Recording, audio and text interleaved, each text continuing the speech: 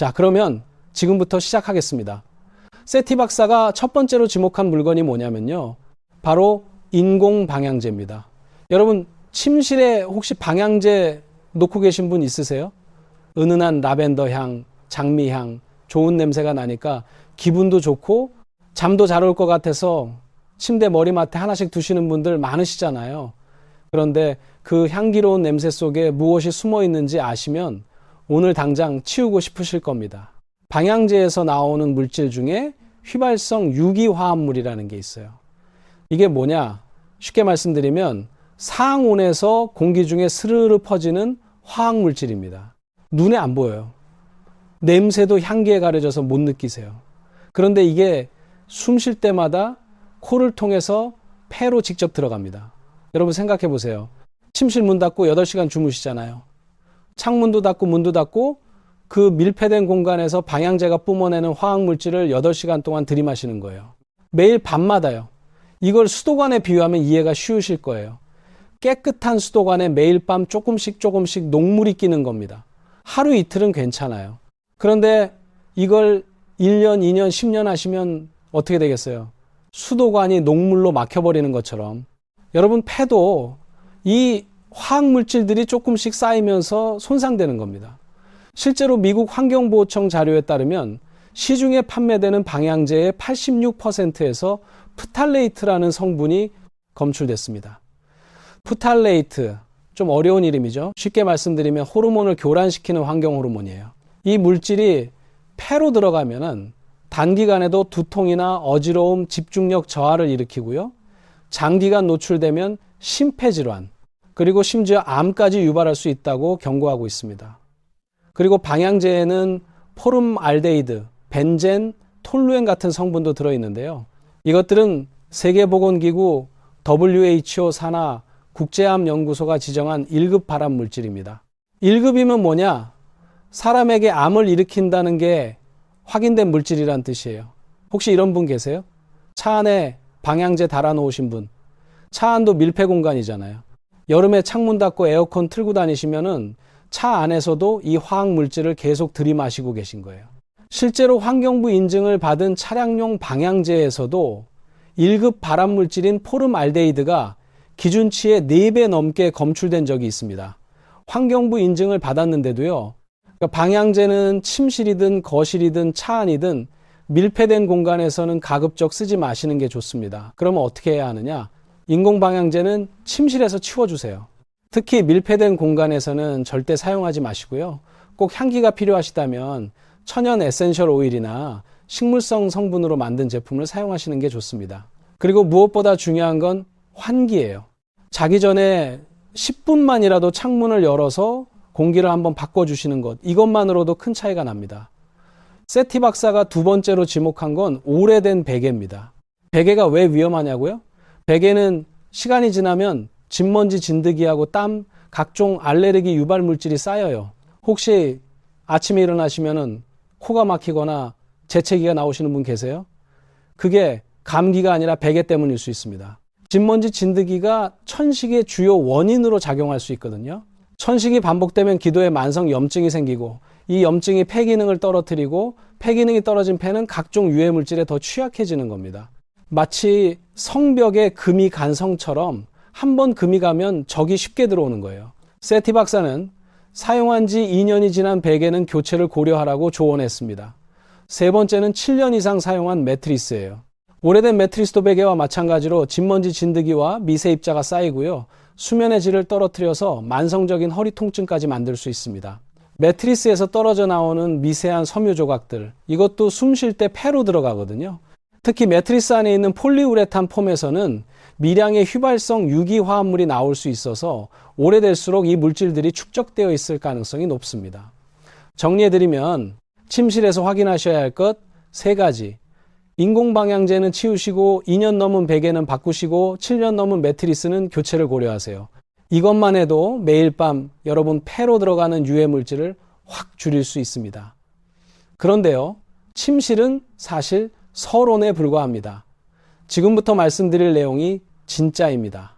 왜 담배를 안 피우시는 우리 어머니들이 폐암에 걸리시는지 그 핵심 원인을 말씀드리겠습니다. 제가 30년째 호흡기 내과에서 환자분들을 뵙고 있는데요. 폐암 진단을 받고 오시는 여성 환자분들 중에 담배를 피우신 분이 거의 안 계세요. 10분 중 9분이 비흡연자이십니다. 이분들이 저한테 오시면 꼭 하시는 말씀이 있어요. 선생님, 저는 담배를 한 번도 안 피웠는데 왜 폐암인 거예요? 이 질문을 받을 때마다 참 가슴이 아픕니다. 전 세계적으로 비흡연 여성의 폐암이 계속 늘고 있어요. 의학계에서 주목하는 원인이 여러 가지가 있습니다. 간접 흡연도 있고 미세먼지도 있고 라돈가스도 있고 유전적 요인도 있어요. 그런데 특히 한국 여성, 중국 여성, 대만 여성처럼 동아시아 여성에게 비흡연 폐암이 유독 많은 이유가 따로 있습니다. 그게 뭐냐면요. 바로 조리 문화예요. 우리나라 음식 생각해 보세요. 볶음, 튀김, 구이, 지짐. 기름을 두르고 센 불에 볶고 지지고 굽잖아요. 삼겹살 구울 때 연기 자욱한 거 다들 아시죠? 고등어 구울 때 집안 전체에 냄새 가득 차는 거 아시죠? 부침개 부칠 때 기름이 튀면서 연기 나는 거 아시죠? 그 연기와 냄새, 그게 바로 조리뜸이에요. 조리뜸이 뭐냐? 음식을 조리할 때 기름과 식재료가 고온에서 분해되면서 공기 중에 퍼지는 미세한 입자와 가스를 말합니다. 이 조리땜 안에 뭐가 들어있느냐? 벤조피렌, 아크롤레인, 포름알데히드, 다환방향족 탄화수소. 이름이 어렵죠? 하나하나 설명드릴 필요 없어요. 쉽게 말씀드리면 전부 발암 물질입니다. 세계보건기구 산하 국제암연구소에서는 고온에서 발생하는 조리유켓을 발암 가능성이 높은 물질로 분류하고 있어요. 사람에게 암을 일으킬 가능성이 크다는 뜻입니다. 이걸 비유로 설명드릴게요. 여러분이 주방에서 요리하시는 거, 이게 마치 교통체증이 심한 터널 안에 서 계시는 것과 비슷합니다. 자동차 배기가스가 가득한 터널 안에 서서 그 공기를 그대로 들이마시는 거예요. 실제로 미국 퍼듀 대학교 연구팀이 발표한 자료에 따르면 가스레인지로 조리할 때 나오는 초미세 입자가 자동차 배기가스보다 최대 100배까지 많이 배출될 수 있다고 합니다. 100배예요. 터널 안 배기가스보다 100배 더 많은 미세 입자를 여러분이 매일 아침, 점심, 저녁으로 들이마시고 계신 겁니다. 자, 그러면 이게 정말 폐암까지 이어지느냐? 실제 사례가 있습니다. 2018년에 한 중학교 급식실에서 근무하시던 조리원분이 폐암으로 돌아가셨어요. 이분은 담배를 한 번도 안 피우신 분이었습니다. 조사 결과 조리 과정에서 발생하는 발암물질에 장기간 노출된 것이 원인으로 확인됐고, 이것이 우리나라 최초로 조리툼에 의한 폐암 산업재해로 인정된 사례가 됐습니다. 그런데 이게 한 분만의 이야기가 아니에요. 그 이후로 급식 노동자들의 폐암 산재 신청이 쏟아졌습니다. 2021년부터 2025년 4월까지 불과 4년 반 동안 학교 급식 노동자 208명이 폐암으로 산재를 신청했고, 그중 175명이 승인을 받았습니다. 208명이에요. 전부 매일 주방에서 요리하시던 분들입니다. 학교 급식 종사자만의 문제가 아닙니다. 전국 급식 종사자를 대상으로 폐 건강 검진을 했더니 10명 중 3명꼴로 폐 결절이나 폐암 의심 등 폐 이상 소견이 나왔습니다. 32%예요. 한겨레 신문 보도에 따르면 폐암 의심 급식 노동자가 일반인의 35배에 달했다는 조사 결과도 있습니다. 이분들의 공통점이 뭐냐? 하루 8시간가량 가스레인지 앞에서 대량의 음식을 만드신 분들이에요. 조리일의 81%가 튀김, 볶음, 구이였다고 합니다. 기름을 쓰는 조리가 대부분이었다는 거죠. 여기서 한 가지 꼭 생각해 보셔야 할 게 있어요. 급식조리원분들은 하루 8시간 하시잖아요. 그런데 우리 어머니들은요, 20대에 결혼하셔서 60, 70까지 40년, 50년을 매일 주방에 서 계셨잖아요. 하루에 3끼, 365일, 수십 년. 급식조리원분들보다 기간으로 치면 훨씬 더 긴 세월이에요. 급식조리원분들의 폐가 8년 만에 망가지는데 40년을 하신 우리 어머니들의 폐는 어떻겠습니까? 물론 급식실처럼 한 번에 수백 인분을 만드시는 건 아니지만 수십 년이라는 누적 시간이 그 차이를 메우고도 남습니다. 이게 바로 담배를 안 피우시는 우리 어머니들이 폐암에 걸리시는 진짜 이유입니다. 여러분, 잘못이 아니에요. 가족을 위해 정성껏 요리하신 것뿐인데 그 요리 과정에서 나오는 보이지 않는 연기가 여러분 폐를 공격하고 있었던 겁니다. 이걸 아무도 알려주지 않았어요. 오늘 이걸 아시는 것만으로도 이 영상은 충분한 가치가 있습니다. 그런데 조리돔이 구체적으로 어디서 어떻게 나오는지를 아셔야 막을 수 있잖아요. 지금부터 주방을 하나하나 뜯어보겠습니다. 조리댐이 나오는 경로는 크게 두 가지입니다. 첫째는 가스레인지 자체에서 나오는 유해가스, 둘째는 기름과 음식이 고온에서 타면서 나오는 연기. 하나씩 천천히 말씀드릴게요. 먼저 가스레인지부터 이야기하겠습니다. 가스레인지 불을 켜시면 파란 불꽃이 올라오잖아요. 그 불꽃 예쁘게 보이시죠? 그런데 그 불꽃이 타는 과정에서 이산화질소, 일산화탄소, 그리고 놀라운 건 벤젠까지 나옵니다. 벤젠은 1급 발암물질이에요. 담배 연기에 들어있는 바로 그 물질이 가스레인지 불꽃에서도 나오는 겁니다. 상명대학교 강상욱 교수 연구팀에 따르면 가스레인지를 점화하는 것만으로도 일산화탄소와 이산화질소가 기준치를 넘어서 방출될 수 있다고 합니다. 음식을 올리기도 전에 불만 켰는데 이미 유해가스가 나오고 있는 거예요. 실제로 가스레인지를 켜고 일산화탄소 측정기를 갖다 대면 경보음이 울릴 정도로 높은 수치가 나온다고 해요. 이걸 IT 조선 보도에서는 가스 조리 중 실내 벤젠 농도가 전기레인지 대비 10배에서 50배까지 높았다고 전했습니다. 심지어 흡연자의 실내보다도 높았다는 거예요. 미국에서는 이게 얼마나 심각하게 받아들여지고 있느냐면 가스레인지를 아예 퇴출시키자는 법안까지 논의되고 있을 정도입니다. 미국 환경보호청 연구원들이 측정해 보니까 가스레인지의 이산화질소 최고 농도가 법적 실외 기준보다 약 20배 높게 나왔다는 거예요. 법적 실외 기준이라는 건 바깥 공기의 허용 기준이에요. 바깥 공기 기준보다 20배 높은 가스가 여러분 주방 안에 가득 차 있는 겁니다. 이걸 과거에 비유하면요. 예전에 연탄가스 중독으로 돌아가시는 분들 많으셨잖아요.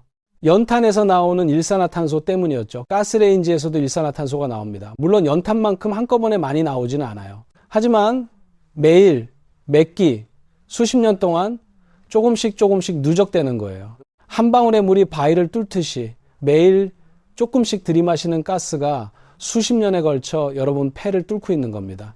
방 안에서 연탄을 떼는 건 위험하다고 다들 아시면서 주방에서 가스레인지를 켜는 건 아무도 위험하다고 생각 안 하시잖아요. 그게 문제입니다. 자, 그러면 인덕션이나 전기레인지로 바꾸면 괜찮느냐? 이것도 말씀드려야 해요. 가스연소에서 나오는 이산화질소, 일산화탄소, 벤젠 이런 유해가스는 확실히 줄어듭니다. 그건 맞아요. 그래서 가능하시면 인덕션이나 전기레인지로 바꾸시는 게 분명히 더 나아요. 그런데 완전히 안전하냐? 그건 또 아닙니다. 왜냐하면 전기레인지를 써도 프라이팬 온도가 200도 이상 올라가면 기름과 음식에서 나오는 미세 유증기와 초미세 입자는 똑같이 발생하거든요. 이게 가스에서 나오는 게 아니라 기름과 음식 자체에서 나오는 거라 여론이 뭐든 상관없이 발생합니다. 그리고 이 초미세 입자가 어디로 가느냐? 폐의 가장 깊은 곳, 폐포까지 들어가서 달라붙습니다. 폐포가 뭐냐면요. 여러분 폐 끝에 있는 아주 작은 공기 주머니예요. 포도송이처럼 조롱조롱 달려있는 작은 주머니인데 여기서 산소가 혈액으로 들어가고 이산화탄소가 밖으로 나와요. 우리가 숨 쉬는 게 다 이 폐포 덕분이에요. 그런데 초미세 입자가 이 폐포에 달라붙으면 산소 교환이 안 되는 거예요. 마치 에어컨 필터에 먼지가 잔뜩 끼면 바람이 안 나오는 것처럼 폐포에 미세 입자가 쌓이면 숨이 제대로 안 쉬어지는 겁니다. 이게 한두 번이면 우리 몸이 알아서 청소를 해요. 그런데 매일 세끼 수십 년이면 우리 몸의 청소 능력을 넘어서는 거예요. 여기서 아주 중요한 사실 하나 더 말씀드릴게요. 조리댐은 기름의 종류와 온도에 따라 발암물질 발생량이 크게 달라집니다. 기름을 발연점, 그러니까 기름에서 연기가 나기 시작하는 온도 이상으로 가열하면 발암물질이 급격히 늘어나요. 발연점이 뭐냐? 쉽게 말하면 기름이 연기를 내기 시작하는 온도예요.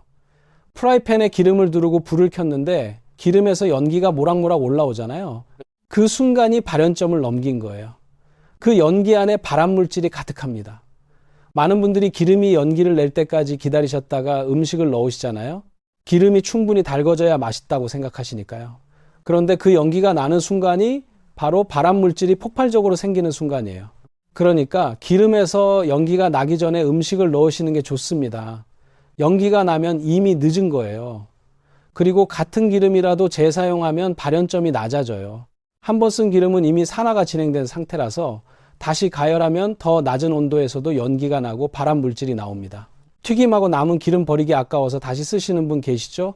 기름을 재사용하면 아크롤레인이라는 독성물질이 생겨요. 아크롤레인 쉽게 말하면 기름이 탈 때 나오는 그 자극적인 연기의 주성분이에요. 눈이 매워지고 기침이 나오시잖아요. 그게 아크롤레인 때문이에요. 기름을 반복해서 가열할수록 이 물질은 점점 더 많아집니다. 아까워도 한 번 쓴 기름은 버리세요. 기름값 아끼시려다가 폐값을 치르실 수 있습니다. 자, 가스레인지에서 유해가스가 나오고 기름에서 발암물질이 나오고 여기까지만 해도 충분히 무섭죠? 그런데 여기서 끝이 아닙니다. 여러분이 매일 쓰시는 주방 물건들 자체에서도 위험물질이 나오고 있어요. 지금부터 주방에 있는 물건들을 하나하나 점검해 드리겠습니다. 좀 많아요. 그런데 전부 다 여러분 건강에 직접 연결되는 이야기니까 하나도 빠뜨리지 마시고 끝까지 들어주세요. 첫 번째, 코팅 벗겨진 프라이팬입니다. 이게 가장 중요해요.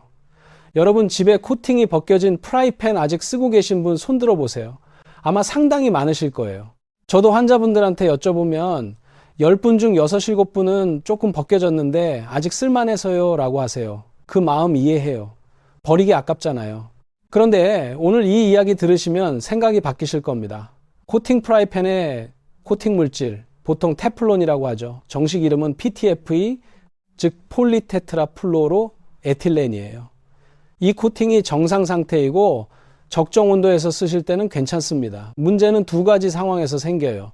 코팅이 벗겨졌을 때, 그리고 고온으로 가열했을 때 프라이팬 온도가 260도 이상 올라가면 코팅에서 유해가스가 발생합니다.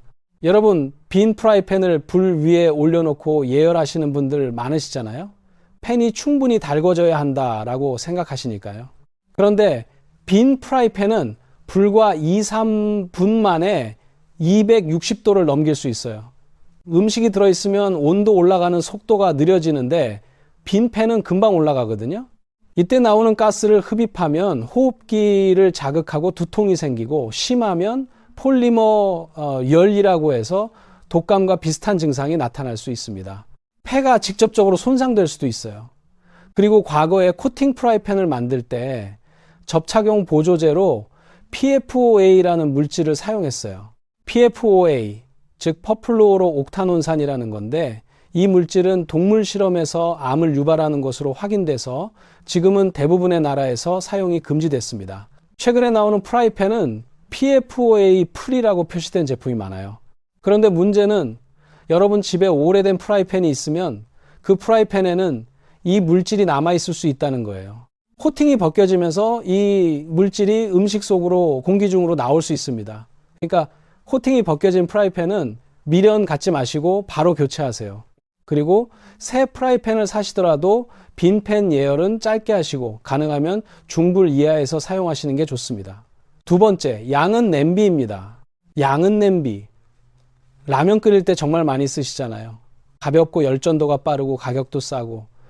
그런데 양은 냄비의 재질이 뭐냐면 알루미늄이에요. 알루미늄은 산성 음식이나 짠 음식을 조리하면 용출됩니다. 용출이 뭐냐? 금속 성분이 녹아서 음식으로 흘러나온다는 뜻이에요. 마치 설탕이 물에 녹듯이 알루미늄이 산성 국물에 조금씩 녹는 거예요. 김치찌개 같은 산성 음식, 된장찌개 같은 짠 음식을 양은 냄비에 끓이시면 알루미늄이 음식으로 녹아 들어갈 수 있고요. 가열 과정에서 미세한 알루미늄 입자가 공기 중에 퍼질 수도 있습니다. 특히 오래되어서 안쪽이 까맣게 변색된 양은 냄비, 긁힌 자국이 많은 양은 냄비는 알루미늄 용출이 훨씬 심해요. 혹시 지금 쓰시는 양은 냄비가 안쪽이 까맣다면 오늘 바로 버려주세요. 세 번째, 밥솥, 내솥입니다. 밥솥, 내솥 코팅이 벗겨진 채로 쓰시는 분들 의외로 많으세요. 밥솥은 비싸니까 내솥 코팅이 좀 벗겨졌다고 밥솥 전체를 버리기가 아깝잖아요. 그런데 밥솥, 내솥 코팅이 벗겨지면 그 밑에 있는 알루미늄 재질이 드러나면서 밥을 할 때마다 알루미늄 성분이 조금씩 용출될 수 있어요. 매일 드시는 밥에서 알루미늄이 나올 수 있다는 겁니다. 그리고 밥솥, 내솥 중에 스테인리스 내솥도 있잖아요. 스테인리스가 코팅보다 안전하다고 생각하시는 분들 많으신데 스테인리스도 완전히 안심할 수는 없어요. 오래 사용하다 보면 부식이 생길 수 있거든요. 스테인리스가 부식되면 니켈이나 크롬 같은 유해 금속이 나올 수 있습니다. 그러니까 코팅 내솥이든 스테인리스 내솥이든 코팅이 벗겨지거나 부식 흔적이 보이면 내 손만이라도 즉시 새 것으로 바꿔주세요. 밥솥 전체를 바꿀 필요 없이 내 솥만 구매하시면 돼요. 순수 스테인리스 내솥은 부식만 안 됐으면 안전합니다. 다만 설거지할 때 밥이 잘 안 떨어져서 좀 힘드시고 스테인리스 자체가 무거워서 손목에 무리가 갈 수 있다는 단점이 있어요.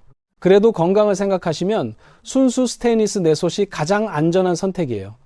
네 번째, 실리콘 소재의 조리도구입니다. 최근에 실리콘 주걱, 실리콘 뒤집개, 실리콘 국자 많이 쓰시잖아요. 코팅 프라이팬에 금속 주걱을 쓰면 코팅이 벗겨지니까 실리콘으로 바꾸신 분들이 많아요. 실리콘 자체는 안전한 소재예요. 문제는 시간이 지나면서 생겨요. 실리콘 소재는 잔류 세제가 잘 남는 특성이 있어요. 설거지를 해도 세제 성분이 안쪽에 남아있을 수 있다는 거예요. 그리고 오래 사용하다 보면 표면에 미세한 흠집이 생기면서 미세 플라스틱이 발생할 수 있습니다. 그러니까 실리콘 조리도구는 흠집이 보이기 시작하면 바로 교체하시고 설거지할 때 세제를 충분히 헹궈내시는 게 중요합니다. 변색이 되거나 냄새가 배어나오기 시작하면 이미 교체 시기가 지난 겁니다. 다섯 번째, 도마입니다. 도마도 신경 쓰셔야 해요. 나무 도마 쓰시는 분들 많으시죠? 나무 도마가 예쁘고 칼질할 때 감촉도 좋잖아요. 그런데 나무 도마는 표면에 칼자국이 나면 그 틈 사이로 세제가 남기도 하고 미생물이 번식하기도 해요.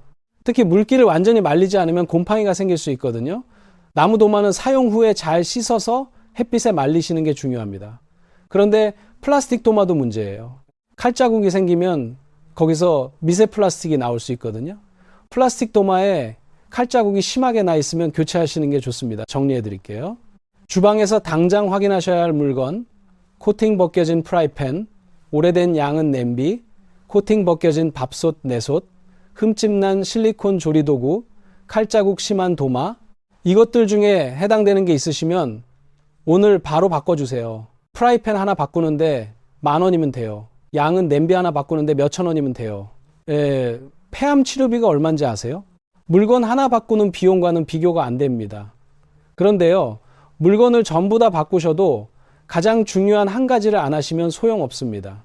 제가 30년 동안 환자분들께 가장 많이 강조한 것, 지금부터 말씀드릴 내용이 오늘 영상에서 진짜 핵심이에요. 이런 건강 정보 놓치지 않으시려면 구독 한번 눌러주세요. 제가 30년 동안 호흡기 내과에서 환자분들을 뵈면서 한 가지 확실하게 느낀 게 있어요. 폐 건강의 핵심은 결국 환기입니다.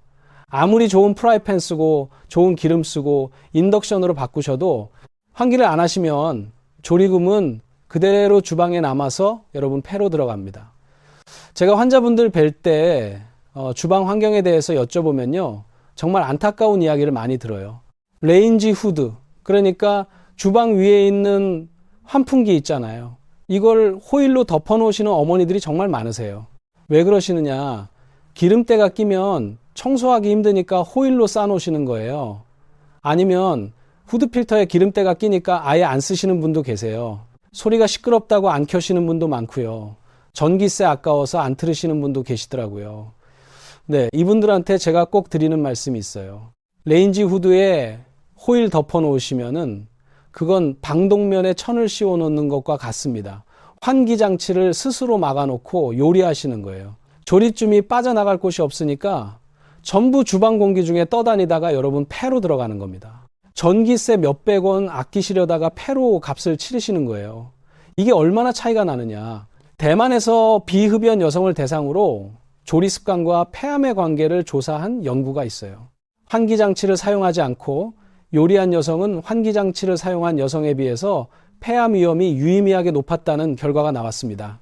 환기를 하느냐 안 하느냐가 폐암에 직접적인 영향을 준다는 거예요. 환기 하나로 폐암 위험을 낮출 수 있다는 거잖아요.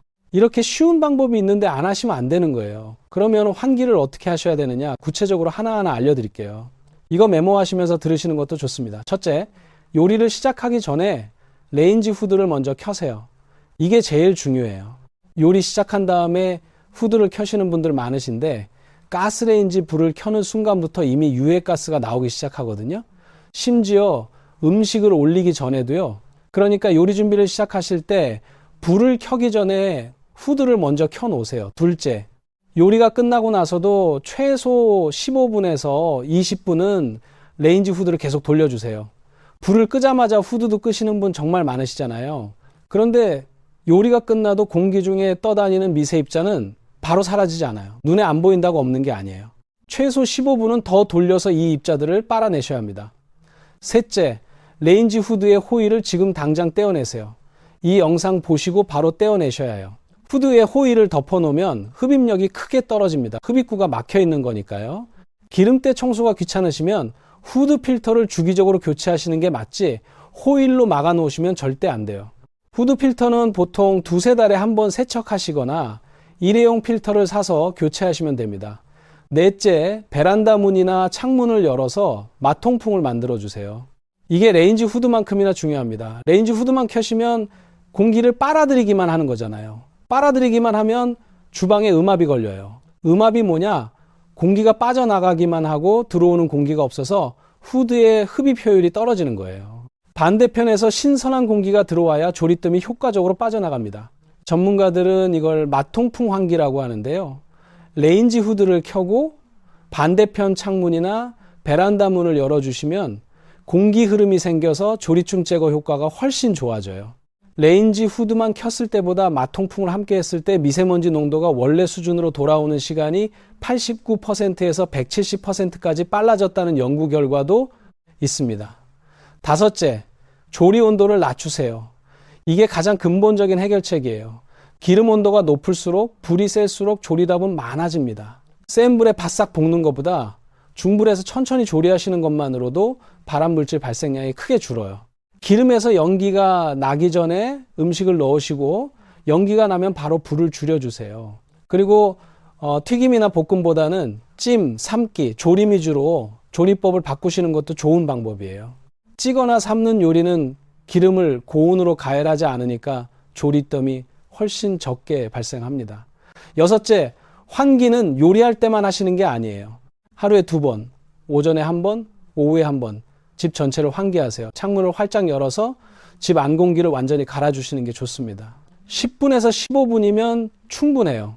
미세먼지가 나쁜 날에도 실내 공기가 시간이 지나면 더 나빠질 수 있으니까 짧게라도 한번 환기하시고 공기청정기를 돌려서 들어온 미세먼지를 제거하시는 게 낫습니다. 일곱째, 공기청정기 필터를 제때 교체하세요. 공기청정기 쓰시는 분들 많으시죠? 그런데 필터를 1년 넘게 안 바꾸시는 분들도 많으세요. 필터를 오래 방치하면 필터 자체에 미생물이 번식해서 오히려 오염된 공기를 내보내는 역할을 할 수 있어요. 필터는 소모품입니다. 일반적으로 6개월마다 교체하시는 게 좋고 냄새가 나기 시작하면 교체 시기가 한참 지난 겁니다. 바로 바꿔주세요. 이 7가지를 오늘부터 실천해 주세요. 어려운 것 하나도 없습니다. 돈이 드는 것도 거의 없어요. 후드 켜기, 호일 떼기, 창문 열기, 불 줄이기 전부 지금 당장 할 수 있는 것들이에요. 혹시 이런 경험 있으세요? 요리를 많이 하신 날 저녁에 유독 기침이 나오거나 목이 칼칼하거나 가슴이 답답하신 적 이런 증상이 있으시면 그게 바로 조리짬의 영향일 수 있어요. 만약 마른 기침이 일주일에 3번 이상 반복되고 가슴 답답함이나 숨찬 느낌이 한 달 넘게 지속되신다면 꼭 한번 호흡기 내과에 가셔서 폐 기능 검사를 받아보세요. 이 2가지 증상이 동시에 있고 한 달 이상 가시면 미루지 마시고 꼭 검사 받으세요. 일찍 발견하면 일찍 대처할 수 있으니까요. 그런데 여기서 하나만 더 말씀드리고 넘어갈게요. 주방 이야기만 하느라 놓칠 뻔했는데 청소할 때도 폐를 해치는 경우가 있어요. 잠깐만 들어주세요. 여러분 깨끗하게 사시려고 청소하시는 거잖아요. 그런데 청소할 때 쓰시는 세제가 폐에 해로울 수 있다는 거 혹시 알고 계셨어요? 노르웨이 베르겐 대학교 연구팀이 6,000명을 20년 동안 추적 관찰했더니 청소용 세제에 주 1회 이상 노출된 여성들의 폐 기능이 매일 담배를 한 갑씩 20년 피운 사람과 비슷한 수준으로 떨어졌다는 결과가 나왔어요. 20년간 청소한 게 20년간 담배 피운 것과 같다는 겁니다. 특히 문제가 되는 게 락스입니다. 락스의 주성분인 차염소산 나트륨이 공기 중에서 염소가스로 변하는데 이 염소가스가 폐 점막을 손상시킵니다.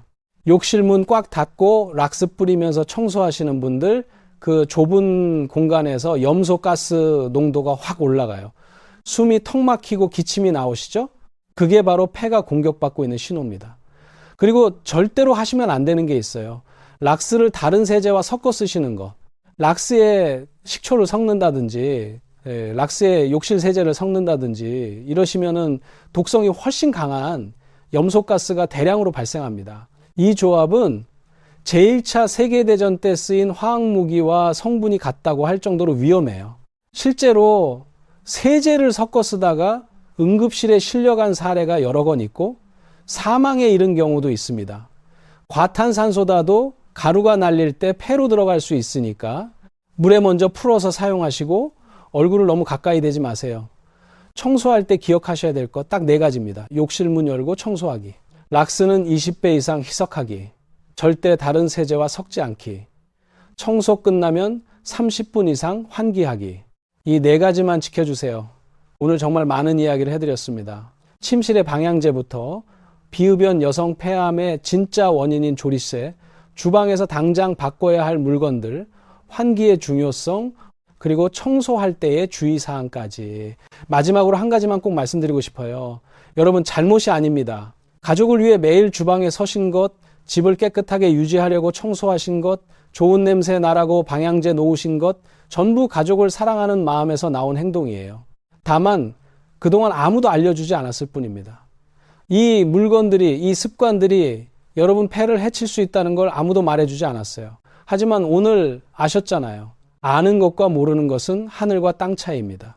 오늘부터 방향제 치우시고 요리할 때 레인지 후드 켜시고 베란다 문 여시고 코팅 벗겨진 프라이팬과 양은 냄비는 미련 없이 버리시고 기름은 재사용하지 마시고 청소할 때 문 열어놓으시고 이 작은 변화들이 여러분의 폐를, 여러분의 건강한 노후를 지켜줄 겁니다. 늦지 않았어요. 지금 시작하셔도 충분합니다.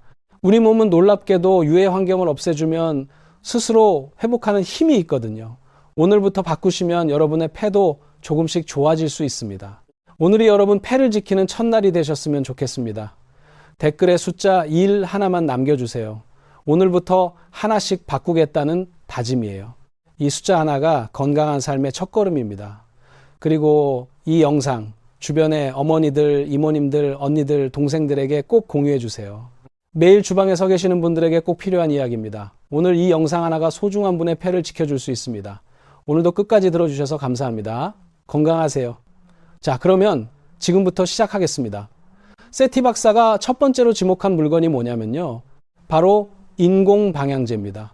여러분, 침실에 혹시 방향제 놓고 계신 분 있으세요? 은은한 라벤더 향, 장미 향, 좋은 냄새가 나니까 기분도 좋고 잠도 잘 올 것 같아서 침대 머리맡에 하나씩 두시는 분들 많으시잖아요. 그런데 그 향기로운 냄새 속에 무엇이 숨어 있는지 아시면 오늘 당장 치우고 싶으실 겁니다. 방향제에서 나오는 물질 중에 휘발성 유기화합물이라는 게 있어요. 이게 뭐냐? 쉽게 말씀드리면 상온에서 공기 중에 스르르 퍼지는 화학물질입니다. 눈에 안 보여요.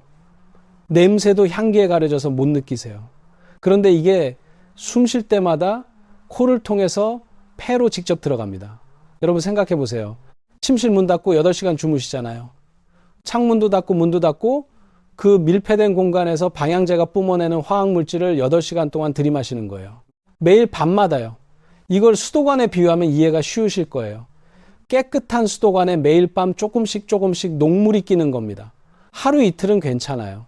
그런데 이걸 1년, 2년, 10년 하시면 어떻게 되겠어요? 수도관이 녹물로 막혀버리는 것처럼 여러분 폐도 이 화학물질들이 조금씩 쌓이면서 손상되는 겁니다. 실제로